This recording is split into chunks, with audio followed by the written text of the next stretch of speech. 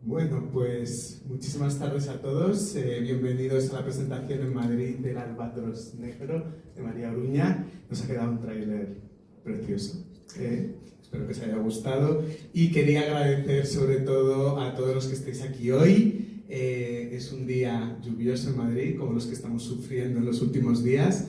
Así que no es porque hayas venido tú de Galicia, María. Lo has traído todo este tiempo, ya estaba aquí con nosotros. Y quería dar también las gracias a Ámbito Cultural del Corte Inglés por habernos cedido este espacio para esta presentación.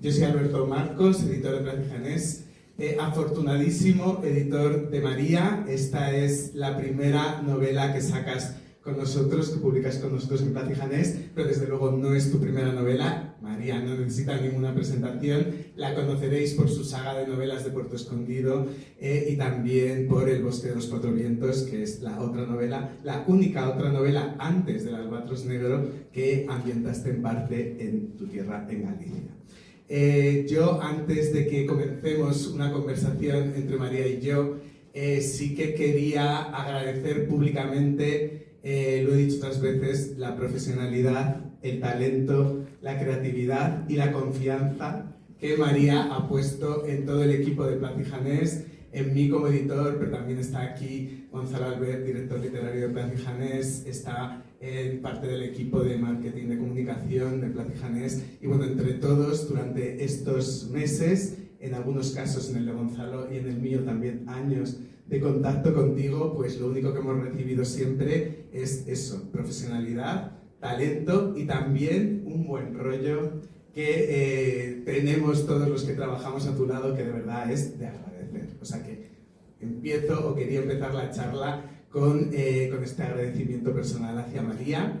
Y la otra cosa que quiero decir antes de empezar esta conversación es que esta novela, El Albatros Negro, salió el 4 de marzo, el martes pasado.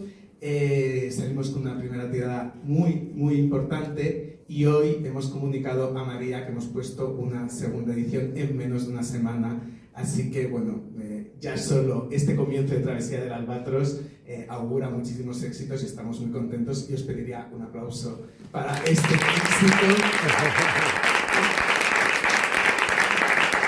No es por sacar pecho, porque no es mérito nuestro, es mérito sobre todo de la autora, pero este es bueno, pues el arranque más exitoso y más importante de cualquiera de tus novelas, lo cual nos alegra muchísimo que hayas ido con nosotros, y estamos convencidos además de que será una reimpresión, una segunda edición que inaugurará otras muchas. El lanzamiento ha sido además también simultáneo en Latinoamérica, en México, en Colombia. Me contabas que el otro día recibías también un poco de feedback desde, creo que era Colombia, me has dicho antes, o México. Bueno, no sé, pero bueno, que el lanzamiento lo hacemos simultáneo también en Latinoamérica y también en Cataluña, en catalán. Así que contentísimos, os digo ya, con este arranque, y contentísimos, María, con que el Albatros Negro bueno, pues esté saliendo de puerto, ¿no?, con estos buenos augurios. Así que ahora sí, podemos empezar a hablar un poquito del Albatros Negro, pero antes, buenas tardes, María, ¿qué tal? ¿Cómo estás? Buenas tardes, muchas gracias por esta maravillosa presentación. Tengo que decir que en Madrid le llamáis lluvia a cualquier cosa, porque ahora en Galicia, la verdad, esto no es nada. Y gracias a Ámbito Cultural del Corte Inglés por acogernos y a todos y cada uno de vosotros por estar aquí esta tarde, que sé que es una tarde así un poco rara, de lluvia. Nunca había presentado en Madrid una novela mía de adulto y bueno, pues con mucha ilusión, muchas ganas de estar aquí, sobre todo al lado de Alberto Marcos, que no lo va a decir, pero que como editor tengo que deciros que El Albatros Negro ya era una novela buenísima, como podéis imaginar, pero con el maravilloso trabajo de Alberto ha mejorado mucho, me ha dado observaciones inteligentes y muy acertadas para mejorar el manuscrito. Creo que no solamente ha mejorado, sino que he aprendido de él para el futuro, así que bueno, que para mí es un placer estar aquí. Bueno, pues gracias, porque lo que decía antes, se trabaja muy fácil contigo y desde el primer momento, que como decía antes, ya ha pasado un tiempo desde que María y yo nos conocíamos de redes sociales, nos seguíamos, a mí me gustaba ella, yo no sé por qué me seguías tú a mí, sinceramente. Bueno, porque hablaba a veces de libros, ¿no? Porque eras un editor que leía, y no solamente lo que había que leer por obligación. Entonces digo, vamos a ver qué lee y qué opina. Entonces a veces yo no hablaba, no te decía nada, pero decía, a ver, ¿y esta novela que ha recomendado? Y me la compraba, tal. Decía, bueno, a ver. Pues yo efectivamente también te seguía, tú eras la persona conocida de los dos, pero nunca olvidaré ese primer encuentro que tuvimos, porque tú me hiciste la que creo que es la foto en la que salgo más guapo, con la ría de Vigo de fondo. Hombre. ¿Te acuerdas de ese momento? De acuerdo. Y yo creo que es un poco, casi era premonitorio, porque por supuesto no sabíamos que íbamos a trabajar juntos, no sabíamos, a lo mejor en tu cabeza sí que estaba la historia del Albatros Negro, pero desde luego yo no tenía ni idea de nada. Yo había leído algunas de tus novelas anteriores, ahora a lo mejor podemos hablar un poco de eso, pero efectivamente en esa foto sale la ría de Vigo detrás de mí. Y una de las primeras cosas que llaman la atención del Albatros Negro no es solo que es una novela que rompe con la serie anterior que hayas hecho con Puerto Escondido, es una historia nueva que empieza de cero, con personajes nuevos, sino que por primera vez ambientas esta historia en tu ciudad, en Vigo, y en concreto en La Ría, ¿no? La Ría tiene una parte muy importante en la trama. ¿Por qué? Como buena gallega te podría decir, ¿y por qué no? Te ha faltado contar una cosa, que es que la cafetería donde quedamos tú y yo por primera vez se llamaba El Albatros. Oh, no me acordaba, Sí, es verdad. Y yo no tenía en la cabeza la historia del Albatros Negro. Sí que sabía que quería investigar un misterio náutico. Tampoco tenía claro que fuera a ser en Vigo. De hecho, yo sabía que quería buscar un tesoro real y que estuviese vinculado al mar, porque yo llevaba muchos años buscando en museos náuticos, en archivos, historias que me cautivasen y que valiese la pena ser contadas. Y buscando tesoros reales deseché inicialmente Vigo, porque sí que es cierto que tenemos unos galeones bajo el puente de Rande, pero están expoliados hasta el infinito desde hace 3 siglos, con lo cual no detuve mucho mi mirada ahí. De hecho, tenía ya localizado un punto del Índico, mi marido estaba aterrorizado porque cada vez le decía que íbamos a viajar a un sitio distinto, República Dominicana también, eso le gustaba más.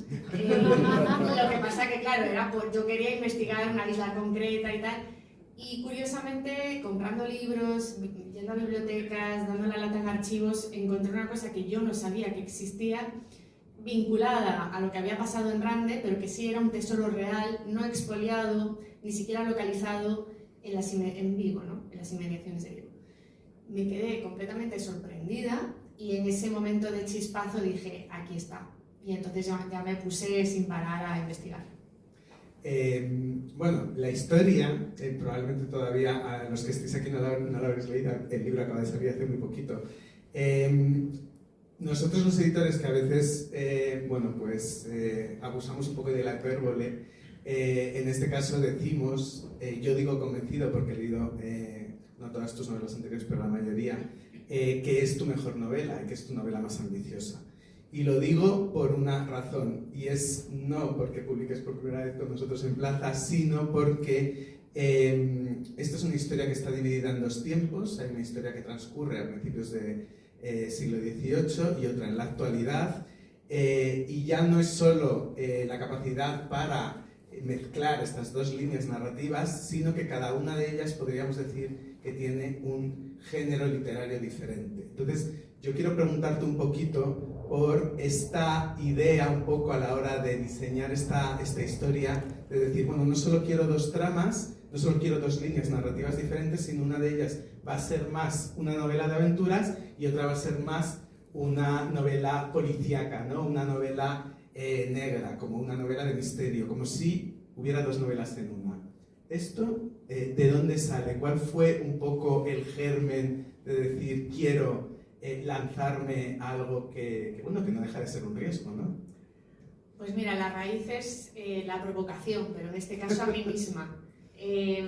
Cada vez que escribo algo, para mí tiene que ser un reto, porque estoy convencidísima de que si yo me aburro al escribir, el lector también se va a aburrir.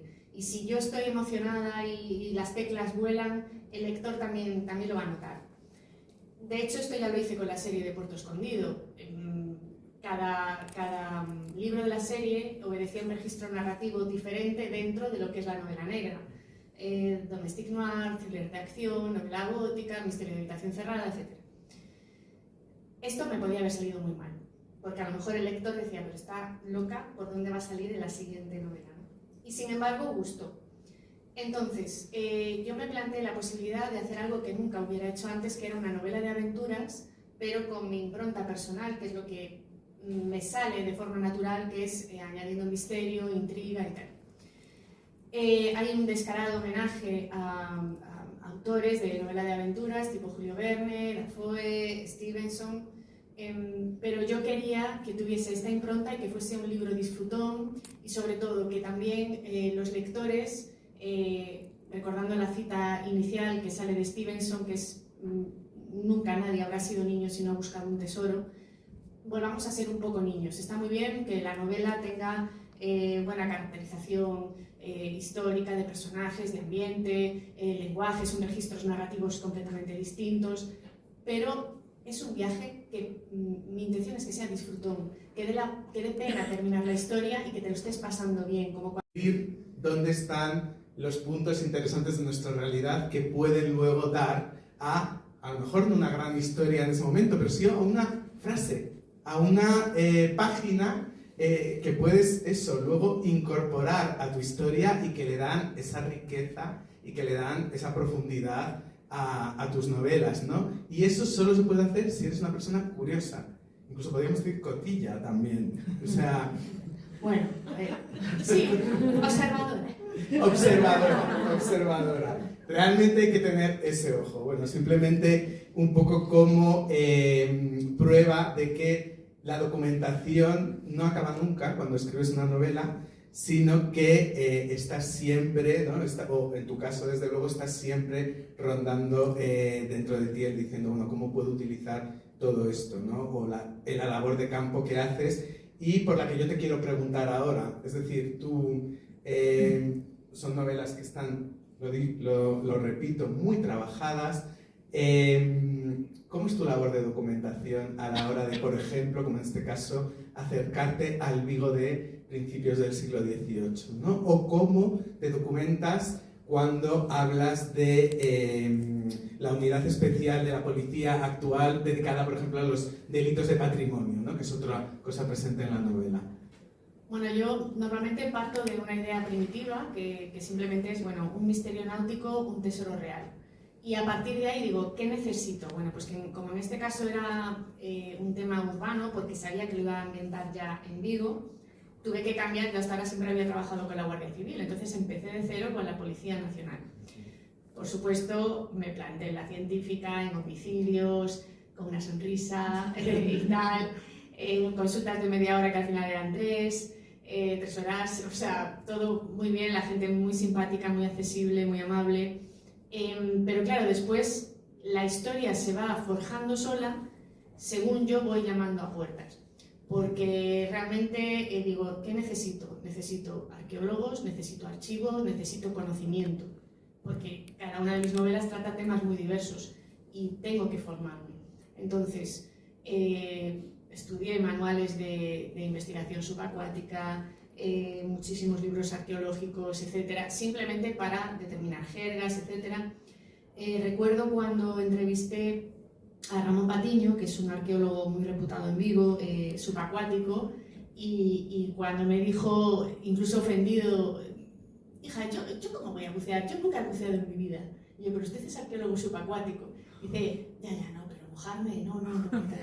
Y digo, personaje. O sea, esto ya tiene que estar incluido en un personaje porque es que esto ya me está saliendo la novela sola. En la vida real, un contable de Lugo fue el que promovió que la Armada hiciese prospecciones. Alguien sin formación. Esta clase de personas que exprimen y estrujan la vida son las que después al final escriben las historias. Entonces yo iba saltando de un sitio a otro. Hay cosas que hacen los personajes en la novela, como ir a un archivo diocesano, una catedral, prácticamente es una fortaleza. Yo misma lo hice, ¿no? Y tuve que pasar todos esos pasos y por eso sé a qué huele el sitio, qué ambiente hay, pero eso lo tienes que hacer. Recuerdo que estaba yo saliendo de la catedral de Tui, de pelearme allí con el cura para que me diera la documentación, y me encontré, estaba saliendo justo en la entrada principal, que es espectacular, y escuché una voz masculina en la entrada decir, joder, este es el típico sitio que vendría a Oruña a documentarse. Y me asomo y me dio un ataque de risa porque eran Leticia Costas y Miguel López, hematocrítico. Entonces, digo, ¿pero qué hacéis aquí? Tui está como a unos 35 minutos de pie. Y fue como una de esas coincidencias mágicas, pero de verdad, y justo en el momento que yo salía en efecto de documentarme. Esa clase de cosas maravillosas suceden cuando estás construyendo una historia que al final, para mí se escribe sola porque lo que busco al final tengo la suerte de que lo encuentro.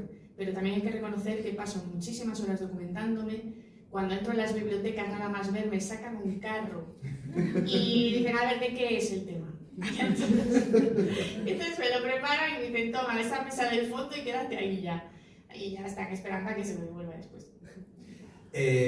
Bueno, efectivamente hay mucha documentación en esta novela, pero tu capacidad para que esa documentación no asfixie la trama, no asfixie a los personajes y sobre todo no canse al lector, es de celebrar y es de admirar. ¿En qué momento tú decides? Porque hay una cosa que también he conocido un poco del tiempo que nos hemos conocido o que nos hemos tratado, y es que tú a lo mejor dices, pues el otro día estando en Madrid, no voy a darme aquí por una vuelta por esta calle, esta cafetería, a ver si consigo, necesito inspiración por lo que sea de algo, y luego muchas veces no tienes que utilizar, o no utilizas, o no surge, ¿no? Esa información que tú has adquirido, o esa inspiración que has adquirido en ese momento determinado. Entonces, yo quería preguntarte por cómo equilibras la información pura y dura que es necesaria para, por ejemplo, hablar de cómo vivían los gallegos a principios del siglo XVIII en Vigo, con el ritmo, con la fluidez, con la trama, con que pasen cosas, con que el lector se enamore de los personajes. ¿Hay alguna fórmula para ese equilibrio? Sí, apuntad. Yo creo que la gran labor que tiene que hacer todo escritor es filtrar información y tener el ojo para decir esto interesa y esto no. Si yo hubiese incluido todas las curiosidades o cosas que me sorprendieron, históricas, forenses, que también hay curiosidades forenses en la novela, no habría quedado un libro de 600 páginas, sería de 1500. Entonces, en pos del ritmo, de la trama, de lo que realmente quiero contar, hay cosas que sin piedad se tienen que quedar fuera. Y ahí está ver si tienes la habilidad de hacerlo o no. Y tienes que ser inflexible. Esto fuera, esto sí, esto no. Yo por eso siempre suelo dejar enfriar el texto pasa una semana, pasa dos. Si lo empiezo a leer y empiezo ya a leer en diagonal o veo que no, fuera, hay que tacharlo. Si no me interesa a mí, no le va a interesar a nadie. Y yo lo hago así. Otros lo harán con otros sistemas, otros métodos y también serán fantásticos y le irán bien, pero creo que el andamiaje no se debe de notar nunca. Tiene que ser un andamiaje muy sólido, Yo siempre digo que, pues eso, tiene que ser como un engranaje de un reloj para que todo funcione. Si faltan piezas, mal, y si sobran, peor. Háblame un poquito de Miranda. Es un personaje maravilloso que cuando empecéis a leer la novela, yo creo, hay muchos personajes favoritos míos en esta novela, he de decir, pero quizá los dos favoritos son las dos protagonistas mujeres, Nagore en el presente y Miranda en el pasado. Yo quiero preguntarte por cómo llegaste al personaje de Miranda, que, esto no es ningún spoiler, está basada en un personaje real que supone una de las primeras, que fue una de las primeras entomólogas de la historia, ¿no? De ahí también la mariposa que podéis ver en la cubierta. ¿Cómo llegaste a Miranda y cómo construiste este personaje y por qué la entomología? Tengo que decir, porque esto me lo preguntan muchos periodistas, que si pues, yo he estudiado entomología, que si me gusta desde pequeña, que no me interesaba para nada. Los bichos. No me interesa. Ahora bien, para dar contexto a toda la idiosincrasia de finales del 17 y 18, me compré muchos libros, aunque parezca un poco raro, de medicina, de ciencia de la época. Porque quería saber si algún personaje enfermaba, que luego al final, pues no, pero bueno, a lo mejor solo es una línea. Y recuerdo que era un libro de 800 páginas. Pero eso me va a dar cuerpo a algo concreto de un personaje, ¿no? Bueno, pues en ese libro, que hablaba de enfermedades y tal, veo que hay un pequeño párrafo que dice que una tal María Sibila Merian, alemana, en 1699 estaba en Surinam estudiando bichos y solo lo cuenta porque ella había descubierto la planta que utilizaban las esclavas para abortar cuando no querían que sus hijos se convirtiesen en esclavos. Y yo automáticamente, recuerdo, pasé la página, volví para atrás y digo, ¿qué rayos hace una alemana estudiando bichos en América en el siglo XVII y XVIII? Entonces me puse a investigarla. Me pareció que tenía una vida increíble. Yo no he hecho ficción histórica, pero sí que me he inspirado de forma descaradísima en ella. De hecho, hay un juego de las mariposas en la novela y tal, está inspirado en los verdaderos libros de ella, que me los compré, sus láminas son impresionantes. Y me pareció que también era una bonita metáfora el tema de la metamorfosis, porque estamos en un momento en que llega la Ilustración. Ella ha hecho algo, hizo en la vida real, la verdadera Miranda, hizo algo increíble, que fue creer en el cambio, en la metamorfosis de los insectos, cuando en aquel momento la teoría que había era la de la generación espontánea, que se creía que los insectos y los bichos venían como del Averno y que provenían de la podredumbre, ¿no? Entonces, esa evolución de, bueno, voy a probar a pensar de otra forma y a comprobarlo y a estudiarlo, me pareció muy interesante para ver cómo evolucionaban también los personajes e iban cambiando cosas de una sociedad que hasta ahora había sido estática. No es una cosa que yo elabore demasiado o hable de ello a lo largo de la novela, pero a mí como metáfora me interesaba. Yo os animo a que descubráis, no quiero hablar mucho de la trama, la conexión entre este personaje, la línea narrativa de principios del 18 y luego lo que sucede en la actualidad. Efectivamente vamos a ser testigos de esa batalla de Rande, ¿no? Y vamos a ser testigos de las peripecias de Miranda, un poco con su vocación, ¿no? Entomóloga y también lo que van a ser, bueno, pues sus aventuras con otros personajes, ya lo descubriréis. Pero yendo ahora al presente, claro, estamos hablando de una parte histórica, estamos hablando de las aventuras, has citado a autores como Stevenson o Dafoe, pero al final esto es una novela de María Oruña y Casi aquí no hay muertos. Casi no te acuerdas de mi apellido. He tenido que leerlo. Te iba a llamar como una de las protagonistas, menos mal que no lo he hecho. Eso, aquí hay muertes. Quiero que me hables un poco del punto de partida de la novela. De lo divertido, ¿no? Sí. Bueno, pues comenzamos con una historiadora naval que aparece muerta en las primeras páginas y se intuye que ella ha descubierto algo sobre este tesoro real en la ría de Vigo o en el Atlántico, digamos, y se sospecha que podría no ser una muerte natural, ¿no? Y ahí ya comenzamos la investigación policial, pero lo bueno de este personaje, de Lucía Pascal, es que no la describo yo. Realmente vamos recordando, otros personajes la van recordando y vamos viendo cómo es ella, la vamos conociendo una vez que ella ha muerto y nos enternece pero también nos interesa, porque yo creo firmemente que los personajes de cierta edad son interesantes, que no puede ser que hagamos solo novelas de treintañeros y de gente de 40 años. Estaba yo pensando la edad que tengo yo, ay Dios mío. Bueno, también se te ha olvidado eso de ti. Sí, sí. Pero creo y lo creo de verdad, que hacen cosas interesantes, mueven el mundo también, y por qué no, ¿no? Y me pareció interesante. Luego, por supuesto, empezamos a cargarnos más gente, pero bueno, porque lo necesita la trama. Y sí que hay un elenco de personajes variopinto que conformar a cada uno solo por cómo pudiesen, desde el multimillonario hasta la ética de los personajes que pueden ser villanos o villanas, para no hacer los spoilers, todos tienen un código moral que después es el propio lector el que decide si coincide o no, porque tú puedes llegar a justificar alguna actitud o no del que está haciendo lo que, digamos, no se acorde con la norma, ¿no? Entonces, esto es lo que a mí me interesa también, promover el pensamiento crítico con los libros en debates que tienen entre los personajes, porque yo como narradora siento que tengo la obligación de ser neutra, pero que los personajes establezcan debates, pues desde la ética o no de sustraer patrimonio, o la ética o no, o desde la leyenda negra, desde un montón de temáticas. Sí, ahondando un poco en estos personajes, yo decía que era muy fan de Miranda, pero también lo soy de Nagore Freire, que hace pareja con Pietro Rivas, que es el otro protagonista.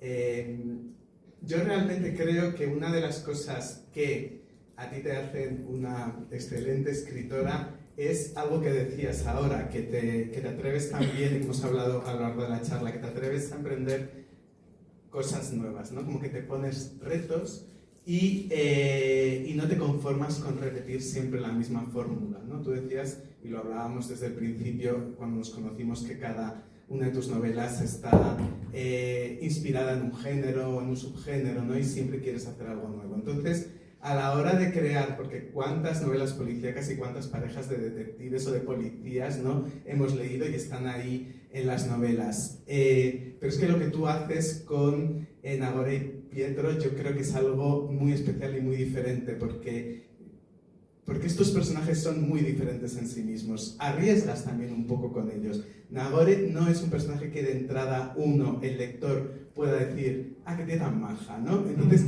yo quería un poco preguntarte por eso, ¿no? ¿De dónde sacas las ideas para construir unos personajes tan únicos, que al final acaban además también enamorando al lector? Y si eso supone un reto más de los que tú te planteas a la hora de escribir una nueva historia. Bueno, todo es un reto siempre, pero ya solamente escribir una novela en la que supone, para mí es un esfuerzo muy fuerte, porque creo que para hacerlo bien tienes que desnudarte por completo. Pero, a ver, es que el caso, por ejemplo, de Nagore Freire, te voy a contar una cosa que no sé si sabes. A ver.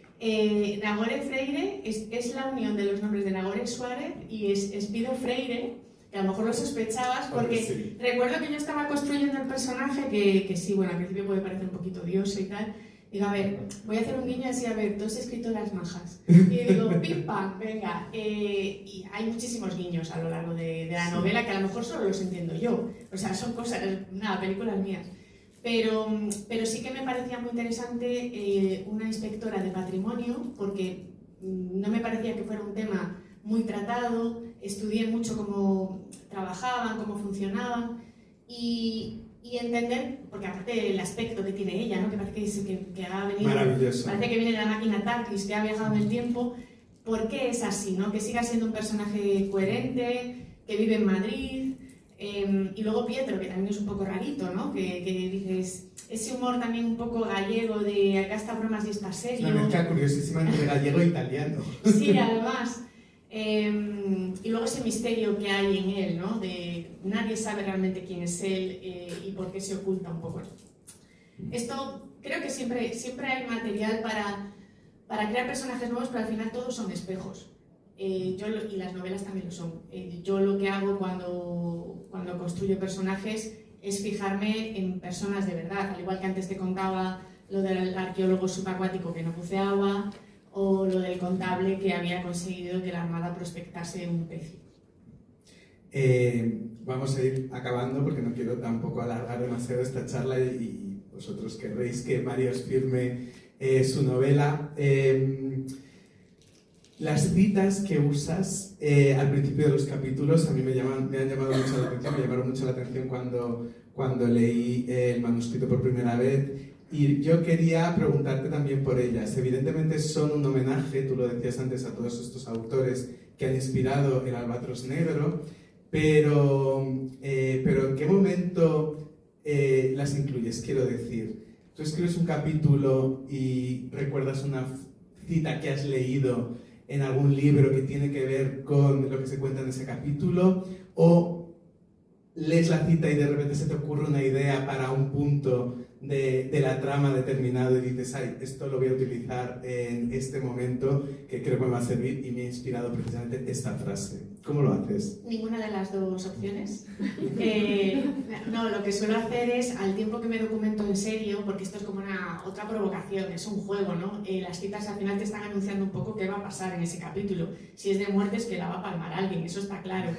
Aquí las planteo como un juego, pero lo que suelo hacer, como te decía, al tiempo que investigo lo técnico puro y duro, voy a la policía, voy a un archivo, o el archivo de Indias en Sevilla, lo que fuera, ¿no? Todo lo que hice con este libro, al tiempo mis lecturas constantes son, voy a buscar novelas de aventuras, de comienzos del siglo XX.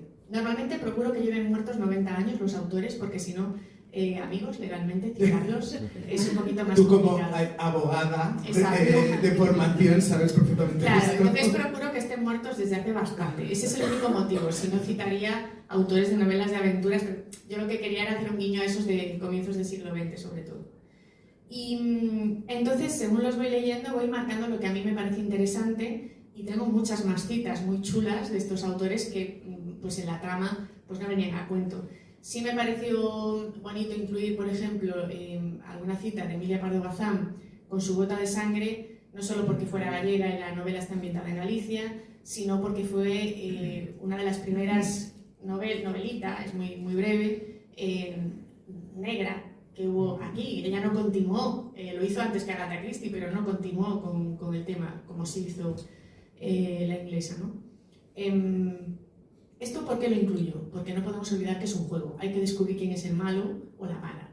Pero luego también me sorprendió, uno de los que más me sorprendió fue Conan Doyle con los relatos que eran Piratas y Mar Azul, y era un conjunto de relatos brutales para la época porque incluían escenas sexuales brutales de violencia, y esos relatos de piratas y tal, curiosamente hay pocas citas porque vi que del texto no me valían, pero me sorprendió mucho por su calidad y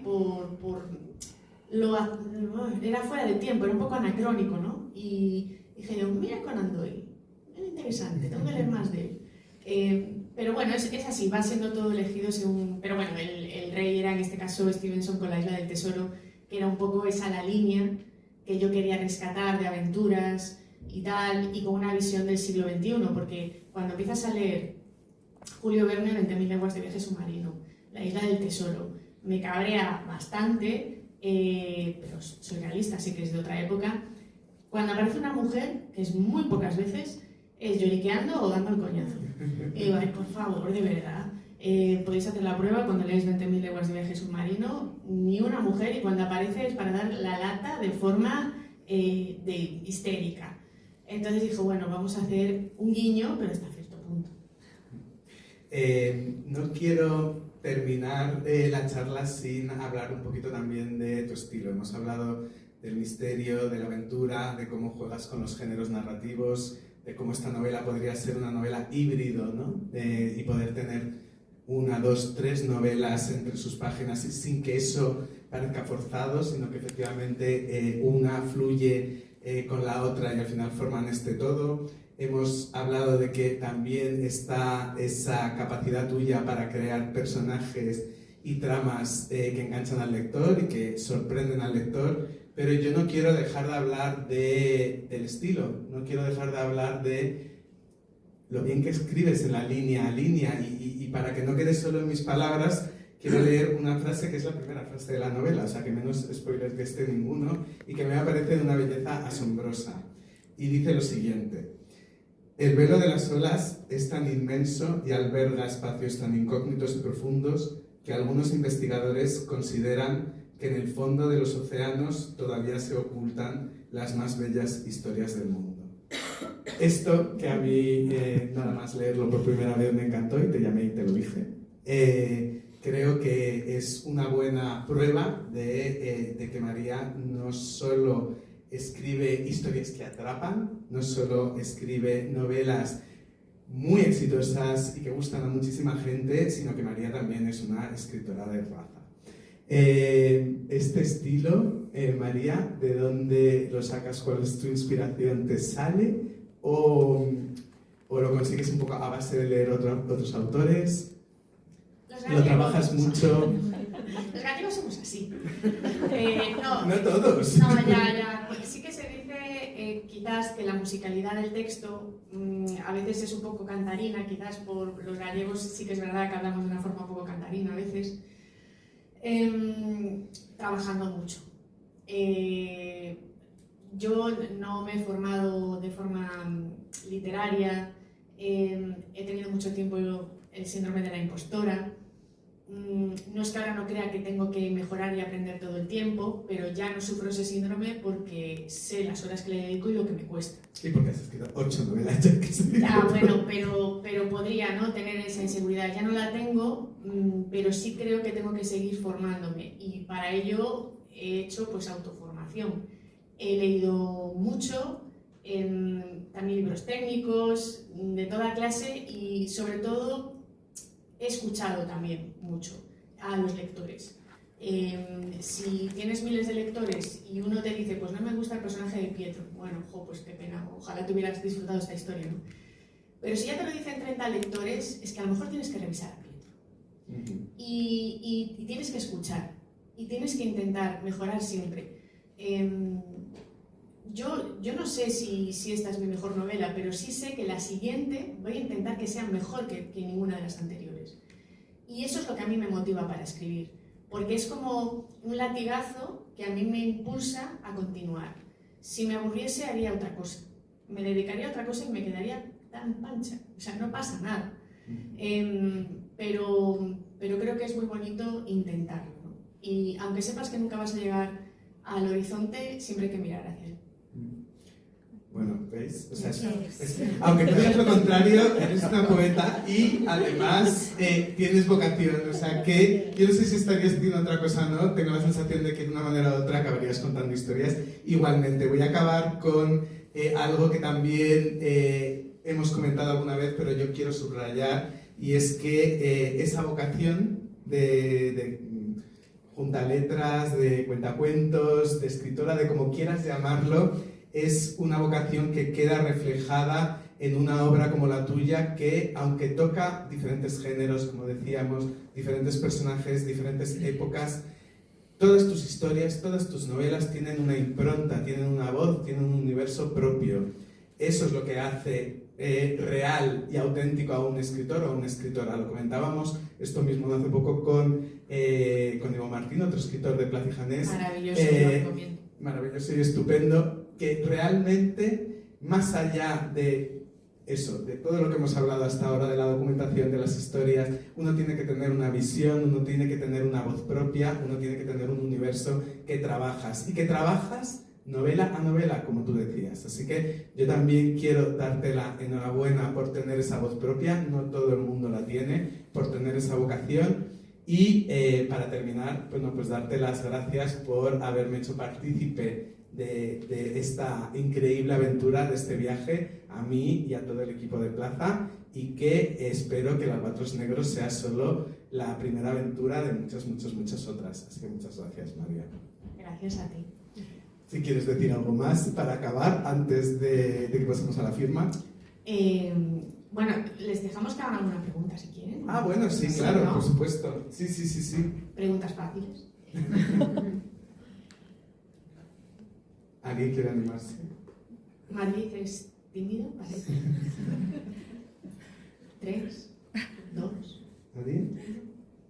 Luego se acercan a No, luego vamos a tal y preguntar, luego sí. lo sé, por Sí, eso. sí. Pero bueno, así nos enteramos todos de las preguntas, ¿está bien? Bueno, pues nada, que muchísimas gracias por venir, a ti por tu maravillosa presentación y nada, que espero que lo paséis muy bien con el Albatros, que disfrutéis mucho y nos encontramos en los libros, como siempre. Muchas gracias a todos.